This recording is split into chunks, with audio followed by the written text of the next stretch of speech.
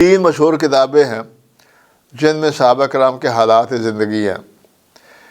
ایک ہے الاصابہ فی تمییز الصحابہ رضی اللہ تعالیٰ، یہ حافظ ابن حجر رحمہ اللہ کی ہے۔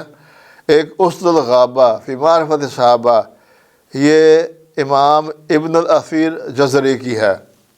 اور تیسری جو مشہور کتاب ہے الاستیعاب فی اسماء الصحاب، یہ حافظ ابن عبد البر اندلسی یمالکی کی ہے وہ۔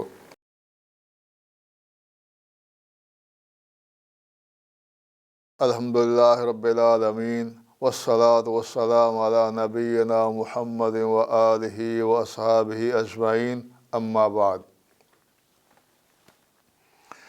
آج کا جو ہمارا پہلا سبق یا درس ہے وہ معرفت الروات کے حوالے سے۔ اس سے مراد یہ ہے کہ مراتب و درجات کے اعتبار سے روات کے بارے میں معلومات، جیسے پہلا درجہ صحابہ کرام کا، پھر تابعین اعظام کا، پھر تبع تابعین کا، پھر نیچے۔ تو پہلا مرتبہ تو ہے حضرات صحابہ کرام کا رضی اللہ تعالیٰ، جن کے بارے میں ہمارا عقیدہ ہے کہ بالاجماع تمام صحابہ عدول ہیں اور تمام کے تمام صحابہ جنتی اور مغفور لہم ہیں۔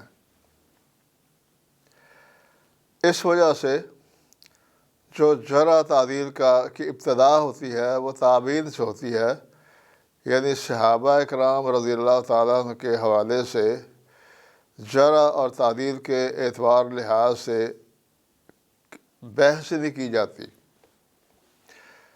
اور جرح تعدیل کے حوالے سے جو بحث ہوتی ہے وہ تابعین سے شروع کی جاتی ہے۔ صحابی کی تعریف کیا ہے؟ مختصر یہ ہے جو راجح اور زیادہ قوی ہے کہ جس نے حالت اسلام یا ایمان میں اللہ کے رسول سے ملاقات کی ہو۔ یہاں ملاقات کا لفظ کہا جاتا ہے، رؤیت کا نہیں کہا جاتا۔ اس کی وجہ یہ ہے کہ بہت سے صحابہ ایسے تھے جو نابینا تھے، تو نابینا تو شخص نہیں دیکھ سکتا کسی کو، تو لہذا ملاقات مراد لی جائے گی۔ جس نے حالت ایمان یا اسلام پہ اللہ کے رسول سے ملاقات کی ہو اور اس کی موت بھی اسلام یا ایمان پر آئی ہو، اگرچہ درمیان میں کوئی خلل پیدا ہو گیا ہو، یعنی کوئی صحابی مسلمان ہوئے تھے، پھر دین چھوڑ گئے، مرتد ہو گئے، اور پھر دوبارہ مسلمان ہو گئے، تو ایمان پر موت آنا شرط ہے صحابی ہونے کے لیے۔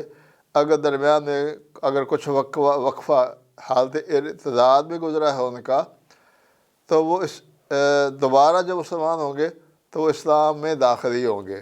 تو صحابی وہ ہے جس نے ایمان اور اسلام کی حالت میں اللہ کے رسول سے ملاقات کی ہو، اور پھر موت بھی اس کی ایمان اور اسلام پر آئی ہو۔ درمیان میں اگرچہ کوئی خلل آ گیا ہو، مثلا مرتد ہونے کا یا کوئی اور ایسا اسلام کو چھوڑ جانے کا۔ اب صحابہ کرام کی تعداد کتنی ہے بدقت تو ظاہر ہے کہ ان کا شمار نہیں کیا گیا کہ کسی نے گنا ہو، اور تو اس کے بارے میں مختلف جو اقوال ہیں محدثین کے، وہ یوں سمجھ لیں کہ کوئی 1.25 لاکھ کے قریب، 1,24,000، بعض کہتے ہیں 1 لاکھ، کچھ اس سے اوپر کچھ اوپر۔ تو کیونکہ اب باریک بینی کے ساتھ تو ظاہر ہے کہ ان کی حاضری تو نہیں لگائی گئی یا ان کے نام تو نہیں اندراج تو نہیں کیا گیا، تو یہ ایک تخمینہ ہے جس کی بنیاد پر محدثین کرام نے اصول حدیث کی کتابوں میں، یا وہ کتابیں جن میں صحابہ کرام کا حالات بیان کیے گئے ہیں، ان کی تعداد اندازے سے جو معروف ہے وہ بیان کر دی گئی ہے 1,24,000 صحابہ کرام رضی اللہ تعالیٰ۔ 3 مشہور کتابیں ہیں جن میں صحابہ کرام کے حالات زندگی ہیں۔ ایک ہے الاصابہ فی تمییز الصحابہ رضی اللہ تعالیٰ، یہ حافظ ابن حجر رحمہ اللہ کی ہے۔ ایک اسد الغابہ فی معرفت صحابہ، یہ امام ابن الاثیر جزری کی ہے۔ اور تیسری جو مشہور کتاب ہے الاستیعاب فی اسماء صحاب، یہ حافظ ابن عبد البر اندلسی یمالکی کی ہے وہ۔ یہ تین بڑی کتابیں ہیں جن میں آپ کو صحابہ کرام کے اور صحابیات کے آپ کو حالات مل جائیں گے۔ دوسرا طبقہ ہے تابعین کا۔ تابعی کون ہوتا ہے؟ سیم اس کی تعریف بھی یہی ہے، وہ یہ ہے کہ جس کی کسی صحابی سے حالت ایمان اسلام میں ملاقات ہوئی ہو اور اس کی موت بھی ایمان اور اسلام پر آئی ہو، اس کو ہم کہتے ہیں تابعیون، کہ وہ صحابی کے بعد آنے والا ہے۔ محدثین کرام نے جو تابعین کے جو مراتب ہیں یا درجات، اس میں مختلف اقوال ہیں۔ بعض نے تین طبقات بنائے ہیں تابعین کے، کسی نے 12 بھی بنائے ہیں۔ تو یہ مختلف ہر محدث نے اپنے طریقے کے طور پر، جس طرح امام حاکم رحمہ اللہ نے معرفت الحدیث میں اور بھی محدثین نے، تو جو درجات صحابہ کے رکھے ہیں وہ مختلف اعتبار سے، کہ یہ پہلا طبقہ وہ ہے جو ہجرت سے پہلے، جو جن نے اشرف کو دیکھا تھا، کم سے کم 10 صحابہ دیکھے تھے، پھر وہ ہے جنہوں نے بدریوں کو دیکھا تھا، پھر وہ ہے جو بعد میں آنے والے صحابہ ان کو دیکھا تھا۔ تو اس طرح کی یہ ایک پہچان یا علامات بیان کر دی گئی ہیں۔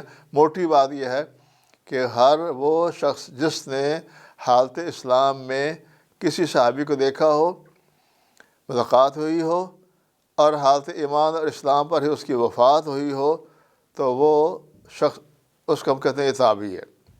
اس کے لیے کتاب ہے ایک ہی، معرفت التابعین، امام ابو المطرف بن فطیس الاندلسی، انہوں نے یہ کتاب لکھی ہے۔